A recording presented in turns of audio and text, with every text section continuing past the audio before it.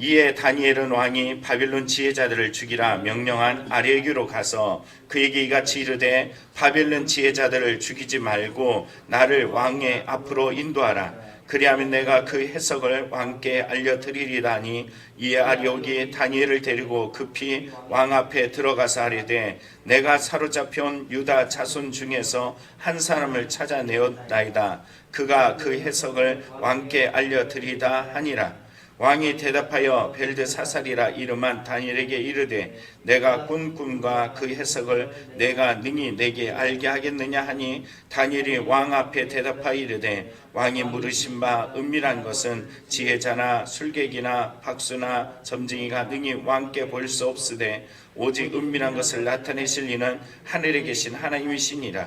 그가 느부갓네살 왕에게 후일에 될 일을 알게 하셨나이다. 왕의 꿈 곧 왕이 침상에서 머릿속으로 받은 환상은 이러하니이다. 왕이여 왕이 침상에서 장래일을 생각할 때에 은밀한 것을 나타내시는 이가 장래일을 왕에게 알게 하셨사오며 내게 이 은밀한 것을 나타내심은 내 지혜가 모든 사람보다 낫기 때문이 아니라 오직 그 해석을 왕에게 알려서 왕이 마음으로 생각하던 것을 왕에게 알려주려 하심이니이다. 왕이여 왕이 한 큰 신상을 보셨나이다. 그 신상이 왕이 앞에 섰는데 크고 광채가 매우 찬란하며 그 모양이 심히 두려우며 그 우상의 머리는 순금이요 가슴과 두 팔은 은이요 배와 널쩍다리는 노시요 그 종아리는 쇠요 그 발은 얼마는 쇠요 얼마는 진흙이었나이다. 또 왕이 보신즉 손대지 아니한 돌이 나와서 신상의 쇠와 진흙의 발을 쳐서 부서뜨리며 그때 쇠와 진흙과 녹과 은과 금과 다 부서져 여름 타작마당에 겨같이 되어 바람에 불려 간 곳이 없었고 우상을 친 돌은 태산을 이루어 온 세계에 가득하였나이다. 아멘. 어제 말씀을 기억해야지 또 오늘 말씀을 이해하게 될 것입니다.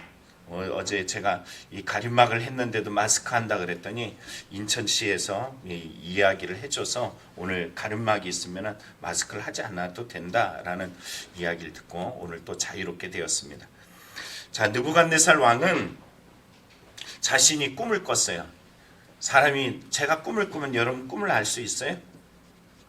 알 수 없어요. 어느 누구도 내가 번민하고 내가 고민하는 꿈에 대해서 알아줄 수 있는 사람은 없습니다. 근데 느부갓네살은 자기가 꿈을 꿨는데 어떤 꿈을 꿨는지 몰라요. 그리고 무척 힘들어합니다. 번민에 빠져서 괴로워하는 이 느부갓네살은 술사들과 이 바벨론의 지혜자들을 불러서 자기의 꿈을 해석하라 말하라 라고 이야기를 해요. 술사들이나 지혜자들은 억울할 수밖에 없죠. 왜요? 꿈을 알려주지 않으니까. 알려주지 않는데 어떻게 그 꿈을 해석해요? 그렇지만 이 느부갓네살은 이에 도리어 화가 나서 이 바벨론에 있는 모든 지혜자들을 다 죽이라 이렇게 명령을 하게 됩니다. 여기 지혜자 안에 누가 들이냐면은 바로 오늘 본문의 다니엘, 하나님은 나의 심판자이시다라는 고백을 가진 이 다니엘도 바로 곧 죽음의 대상이 됩니다. 그의 친구들도 마찬가지예요. 삶의 이러한 죽음에 노출되었던 이 다니엘이 문제가 직면했을 때 보여줬던 모습은 뭡니까? 시간을 달라. 그는 이 시간들을 하나님 앞에 해결하고자 시간을 달라 그래요. 우리는 어떤 문제가 발생하면 내가 해결하려고 그래요. 하나님께 맡기우지 않습니다. 이러한 모습은 곧 다니엘과 그 세 친구들에게 기도를 요청하는 모습으로 연속되어져요. 그리고 나서 이 문제를 어떻게 해결하느냐? 기도한 후에 하나님께서 그에게 환상 가운데 답을 주십니다. 자, 이 답을 받은 것을 우리가 생각해 보건대 이 답이 뭘까요? 이 답이라는 것은 곧 우리는 말씀을 받았다. 하나님의 비밀인 말씀을 받았다. 계시를 받았다. 이렇게 말합니다. 오늘 본문의 이 그럼 구조는 어떤 구조일까? 자, 성경의 24절부터 26절을 보면 이 꿈의 해답을 받은 비밀을 받은 그 말씀을 받은 다니엘이 왕 앞에 서는 모습을 보여주고 있습니다. 27절부터 30절에 보면 은밀한 꿈을 나타내신 하나님, 자기가 아니야 하나님이 하셨다라고 이야기를 해. 31절부터 35절에 보면은 다니엘이 이 꿈 이 그 내용을 구체적으로 왕에게 알려주는 내용을 다루고 있습니다. 자, 이 내용 속에 우리는 다시 한번 생각해 보길 원합니다. 우리도 비밀을 받았어요. 이 비밀은 뭘까요? 하나님 말씀이에요. 이 말씀을 받았다라고 이야기하면 우리는 이 땅에서 어떻게 살아나야 될까요? 성경에 보면은 첫째는 말씀을 받은 자는 담대해야 됨을 보여주고 있습니다. 오늘 다니엘을 보면은 24절에 이렇게 기록하고 있어요. 이에, 자, 말씀의 이 비밀을 받은 이에 다니엘은 왕이 바빌론 지혜자를 죽이라 명령한 아리에게로 가서, 자, 오늘 본문에 보면은 아리옥은 어떤 사람일까요? 이 근위대장, 곧 사람을 죽이는 역할을 하는 그 죽이는 자의 우두머리입니다. 근위대장, 누구를 죽이려고 하는 거예요? 자기도 근위대장에 의해서 죽임을 당할 수밖에 없는 대상입니다. 그런데 이 근위대장에게 가요. 성경은 이를 나타내고 있어요. 바벨론 지혜자들을 죽이라 명령한 아리오, 지혜자, 여기에다가 다니엘, 자신을 넣으면 돼요. 바벨론의 다니엘을 죽이라 명령한 아리오, 나를 죽이라 한 아리오, 그에게 다가가는 거예요. 이 주도권을 가지고 있어요. 왕의 명령을 받았어요. 죽여도 아무 문제가 되지 않고 명령대로 죽이는 것이 바로 그 사람의 일입니다. 그 대상이 바로 자신이에요. 자신이 바로 이 죽음에 노출되어 있고 고통과 괴로움에 사로잡힐 수밖에 없는 환경이 바로 다니엘에게 있어요. 그런데 바로 이 환경, 이 문제의 환경인 이 아리옥에게 다니엘이 갔어요. 자, 이렇게 갈 수 있었던 이유는 뭘까요? 뭘 받았기 때문에? 비밀을 받았기 때문에요. 이 비밀이 우리에게 뭐가 된다고요? 하나님의 말씀을 받았기 때문에. 우리는 하나님과 이 비밀, 하나님과 이 친밀한 하나님과 나 사이의 이 환상적인 하나님의 은혜들을 체험하고 말씀을 체험하고 그분과의 비밀을 경험한다면 우리는 다니엘과 같이 생사의 주도권은 너에게 있지 않아. 아리옥, 당신에게 있지 않아. 당신에게 명령한 왕에게 있지 않아. 그럼 누구에게 있을까요? 하나님에게 있어 라는 것을 알 수밖에 없습니다. 하나님을 경험한 사람이라면 우리는 다니엘이 21절에 말한 고백을 동일하게 고백해요. 그는 때와 계절을 바꾸시며 왕들을 폐하시고 왕들을 세우시며 지혜자에게 지혜를 주시며 총명한 자에게 지식을 주시는도다. 우리의 삶의 생사 여부는 누구에게 달려있을까요? 하나님에게 달려있어요. 오늘 밤 네 영혼을 취하면 누구의 것이 되겠느냐라는 우리는 누가복음 22장의 말씀을 기억합니다.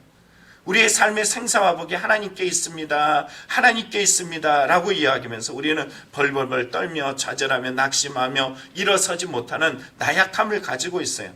이런 나약할 때 우리가 그러면 붙잡아야 될 대상은 누구인가? 우리는 다니엘서를 통해 다시 한번 경험하게 돼요. 인생사의 아리오, 인생사의 느부갓네살이 이놈 죽여라고 이야기할 때 죽여라는 그 대상이 나 자신으로 그대로 노출되어지고 어려워지고 낙심되어졌을 때 그때 다시 한번 우리에게 다니엘서는 묻습니다. 너는 누구를 믿니? 너에게 두려움의 대상은 누구냐? 하나님을 두려워하는 사람은 세상을 두려워하지 아니하고 세상을 두려워하는 사람은 하나님을 두려워하지 않습니다. 그러나 하나님을 두려워하지 않는 사람은 세상을 두려워하지 않아요. 여러분, 하나님을 두려워할 줄 아는 사람은 세상을 두려워하지 않아요. 오늘 다니엘은 하나님을 두려움의 대상으로 삼습니다. 생사와 복을 주관하시니나 하나님이시다. 사람이 살고 죽음의 이 문제들 어떻게 되느냐, 이 모든 계획들 바로 하나님께 달려있다라는 것을 깨닫는 사람이 누굴까요? 하나님을 경험한 사람이에요. 다니엘은 그날 밤에 하나님의 이 비밀을 경험하게 되었어요. 그리고 자신을 죽이려던 아리옥에게, 또 심지어는 그 모든 죽음의 주체가 되어졌던 당시 시대 때 아무리 봐도 주체일 수밖에 없는 세상의 패권을 가졌던 느부갓네살에게까지 쫓아갑니다. 오늘 여러분, 이 믿음이 있길 간절히 축원합니다. 우리는 힘이라는 원리는 바로 주변을 둘러보면서 우리는 발견해요. 그러나 우린 그렇지 않습니다. 하나님께로 발견해요. 사무엘상에 보면은 이런 내용이 나오죠. 14장 6절에 요나단이 이렇게 말합니다. 블레셋 군인들이 많은 그곳에서 그냥 자기와 무기 든 자 둘이서 싸움을 하는데 이렇게 말해요.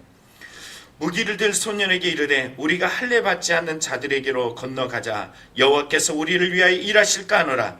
여호와의 구원은 사람이 많고 적음에 달리지 아니하였느니라.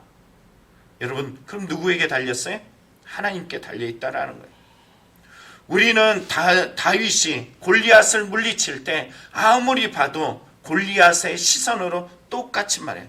네가 개를 잡으려 그러느냐? 그러나 성경을 읽다 보면은 우리는 다윗이 가진 이 힘의 능력이 어디로부터 왔는지 알 수 있어요. 다윗은 이렇게 말하죠. 너는 칼과 단창으로 내게 나오거니와 나는 만군의 여호와 이름으로 내게 나아간다. 여러분, 오늘 힘의 원리가 어디 있을까요? 하나님을 경험한 자에게 있습니다. 말씀을 받았다라는 것은 하나님을 경험했다라는 거예요. 말씀이 내게 있다라는 것은 하나님을 체험했다라는 것입니다. 여러분에게 말씀이 있기를 간절히 축원합니다. 두 번째는 말씀을 받았다는 것은 인생의 해결자가 하나님이심을 고백하는 것이. 그런데 이것을 세상의 왕은, 세상의 원리는 이거를 인정하지 않아요. 끊임없이 이걸 막아서려고 그러고 이것을 어리석게 생각합니다. 요 근래에 나훈아의 콘서트가 있었습니다. 저는 보진 않았어요. 뭐 그런 거 별로 안 좋아해가지고. 그런데 이 나훈아 씨가 공연을 하고 나서 난리가 났잖아요. 이 나훈아 씨의 공연이 전 세계 BTS도 아닌데 대단한 그런 영향을 행했어요. 특히 중국은 난리가 났어요. 이 BTS가 하는 것처럼 중국에 나훈아 씨가 이 공연한 것이 음지에서 방송이 되어지고 공공연히 이것이 사람들에게 꼭 봐야 될 내용으로 알려졌습니다. 이 중국에는 유튜브라는 방송을 아예 못하게 해요. 근데 유튜브 말고 이들 안에는 빌리빌리라는 유튜브와 동일한 그런 채널이 있습니다. 이 채널은 우리나라에서 수많은 저작권을 가지고 있는 내용들이 그냥 당연하게 누구나 들어가서 볼 수 있어요. 불법이에요, 불법. 올려서도 안 되고 봐서도 안 되는데 중국 정부는 이것을 그냥 내버려 두고 있어요. 그런데 나훈아 씨가 공연되었던 내용들은 이 중국 정부가 아주 세밀하게 개입하면서 갑자기 저작권을 따지면서 이것을 없애는데 혈안이 되어 있었습니다. 왜 그랬었을까? 중국 정부의 아주 부정적인 내용을 나훈아 씨가 그 공연 중에, 콘서트 중에 말했기 때문이에요.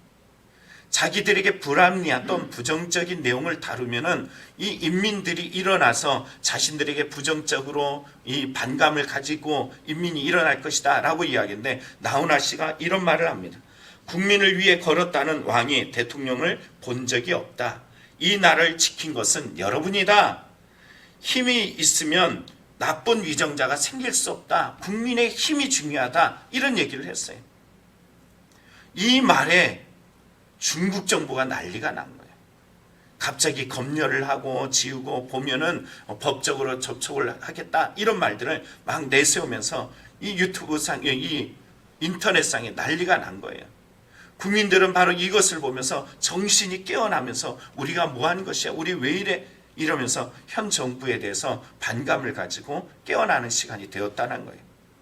그런데 오늘 본문에 보면은 이 현 중국보다도 더 심각하게 이거는 유튜브를 돌려서 현 정부를 비난하고 현 정부의 잘못됨을 지적한다 그러면 오늘 다니엘은 자기를 죽이려고 했던 그 근원인 느부갓네살에게 다가갔어요.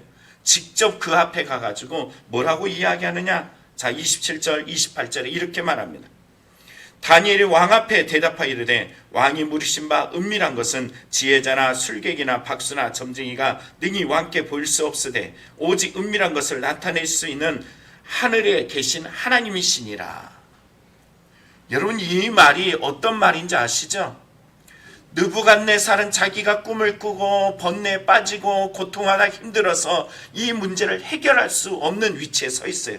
자기가 세상을 지배하는 왕이야. 모든 힘의 원리는 나로부터 나오는 것이고 이 힘을 받아서 세계가 돌아간다라고 생각을 했어요. 나야, 세상의 중심은 나야. 이렇게 생각했던 느부갓네살이 한 꿈을 꾸고서 번뇌에 빠져서 힘없고 나약한 두려움의 존재로 전락해 있어요. 그럴 때 이 꿈을 해결하기 위해서 누구를 불렀어요? 오늘 본문에 말했던 지혜자, 술객, 박수, 점쟁이, 세상에서 자기의 문제를 해결할 만한 대상들을 다 불러왔어요. 그런데 다니엘이 뭐라 그래요? 그들은 해결할 수 없나이다. 이 말은 곧 당신은 이 문제를 해결할 수 없는 대상입니다, 이 말이에요. 어떤 누구도 당신의 이 문제를 해결할 수 없습니다. 당신조차도 이 문제를 해결할 수 없는 약한 존재입니다. 그럼 이 문제를 누가 해결할 수 있느냐? 하나님이시다. 이 놀라운 거예요. 다니엘의 이 말이 왕을 아주 짓밟아 버렸어요. 왜 그럴까요? 이게 사실이기 때문이에요. 우리의 삶에 내 힘으로 뭔가를 할 수 있다? 불가능하다. 세상의 중심은 나라는 존재가 아니에요. 묵상에서에 보면 코페르니쿠스에 대해서 나옵니다. 지동설, 천동설 이렇게 말하죠. 지구가 중심이 아니에요. 세상은 지구가 나라는 존재가 중심이 아니에요. 하나님이 중심이에요. 우리는 이렇게 이것을 알고 있으면서 세상을 살아가면서 철저하게 우리는 주여 주여 하면서 자기가 중심이야. 어려울 때 힘들 때는 하나님 찾다가도 금세 어느새 내 감정, 내 기준, 내 삶, 하나님은 온데간데 없고 세상 속에서 움직이는 대상은 나 하나야. 여러분, 그래서 우리는 분노도 하고 짜증도 내고 불평도 하고 시리에 빠져서 주저앉아서 일어날 수 있는 힘조차도 잃어버려요. 그러나 이 모든 중심이 하나님께 있습니다 라고 인정하는 순간에 우리는 하나님을 부여잡고 일어설 수 있는 힘이 생기는 줄 믿습니다. 오늘 여러분 이 힘을 얻기를 간절히 축원합니다. 다니엘은 이렇게 말하죠. 하늘에 계신 하나님이라고. 이 하늘에 계신 하나님이란 뜻은 다니엘에게는 창조주 하나님을 표현하는 것이에요. 나를 창조하신 이가 누구냐? 이 세상을 창조하신 이가 누구냐? 그분이 바로 하늘에 계신 하나님, 그분이 여러분을 향하고 있습니다. 이 하나님을 향하는 신앙들이 다 되기를 간절히 축원합니다. 세 번째는 말씀을 받으면 세상에 주관하신 하나님을 알아갑니다. 이 하나님을 알음을 통하여 우리는 이 땅을 맡기며 의존하며 의뢰하며 신뢰하며 살아갈 수밖에 없다라는 사실에 오늘 본문에 보면 다니엘이 전한 꿈을 전합니다. 이렇게 말하죠. 31절에 왕이여 왕이 한 큰 신상을 보셨나이다. 그 신상이 왕이 앞에 섰는데 크고 광채가 매우 찬란하며 그 모양이 심히 두려우니. 다니엘은 왕이 꾼 꿈, 자기가 꾼 꿈을 몰라요. 자기가 어떤 꿈을 꾸는지, 뭐가 나를 힘들게 하는지 모르면서 이렇게 괴로워하고 지쳐하고 있는 이 느부갓네살 왕, 자신의 나라 이스라엘을 멸망시킨 이 느부갓네살 왕에게 당신은 이런 꿈을 꿨습니다 하고 그의 모든 연약함, 그의 두려움, 그 존재에 대해서 하나님은 철저히 다니엘에게 보이셨고 다니엘은 그것을 왕에게 말하고 있습니다. 여러분, 우리가 본 것은 뭘까요? 우리는 보아도 보지 못하고 들어도 듣지 못하고 있어요. 하나님이 끊임없이 우리에게 보여주시고 들려주시고 지금의 수많은 세월 속에서 인생 속에서 우리에게 찾아오셔서 아무개야 아무개야 하고 불러주셨어요. 그런데 여러분, 그 하나님은 어디 있을까요? 오늘도 느부갓네살처럼 내가 내 인생의 주도권을 가지고서 그리고서는 나는 뭐를 하겠다라고 이야기하지만 아무것도 할 수 없는 이 나약함 속에 있어요. 성경에 나타난 우상이라는 존재는 어떤 존재일까요? 수많은 전쟁과 전쟁에서 승리할 때마다 가장 먼저 영광 돌려야 될 대상은 바로 다른 것이 아니에요. 하나님이 아니고 이들에게는 우상이었어요.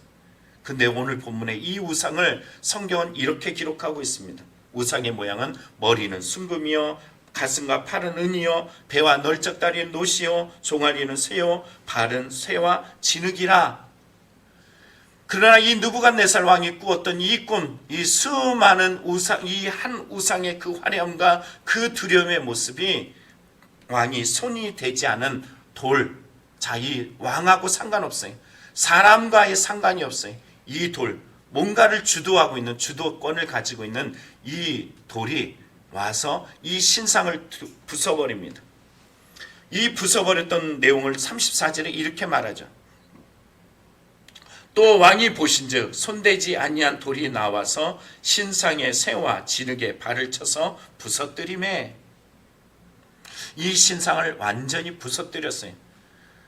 완전히 다 날려서 아무것도 남기지 않았어요.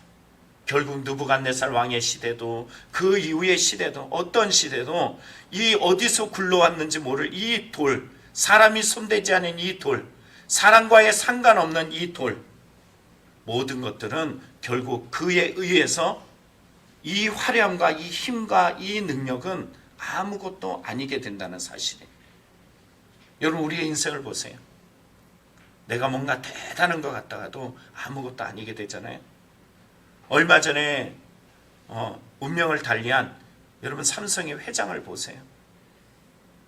그가 성공했다, 이랬다, 저랬다 라고 이야기하지만 결국은 한 줌의 흙이 될 수밖에 없는 것이 인생사예요. 그 또한 어느 날 완전히 사라져요. 어디에 모셨니 어디에 모셨니 하지만 죽은 이후에 그것이 무슨 의미가 있겠어요? 여러분에게 인생이 뭐겠습니까? 성경은 우리에게 흙에서 나와서 흙으로 돌아간다. 아무것도 아니다. 인생은 안개야. 인생이 70이요 강건은 80이라도 그날은 슬픔과 수고라 그랬는데 느부갓네살 왕에게도 이 내용이 동일하게 적용됩니다. 자기 인생 속에 그렇게 승리하고 수많은 전쟁의 승리와 우상에게 영광 돌렸던 그 모든 것들이 어느 날 불어버리는 이 돌의 힘에 의해서 다 부서지고 남은 것은 아무것도 없게 되어져요. 그리고 성경은 우리에게 이렇게 말합니다. 35절에 말하죠. 그때 새와 진흙과 녹과 은과 금이 다 부서져 여름 타작마당에 겨같이 되어 바람에 불려간 곳이 없었고 우상을 친 돌은 태산을 이루어 온 세계에 가득하였나이다. 이 신상, 아무도 손대지 않은 이 돌, 인간의 힘이 아니라 하나님의 힘이 온 세상을 통치하고 움직임을 표현하고 있어요. 여러분, 오늘도 내 힘을 빼고 모든 세상의 가르침의 원리를 보면 내 힘을 빼라 이거더라고요. 빼면 괜찮대요.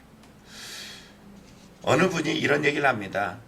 여러분, 저기 에버랜드에 가면 티익스프레스라는 것이 있어요. 아세요? 모르시죠?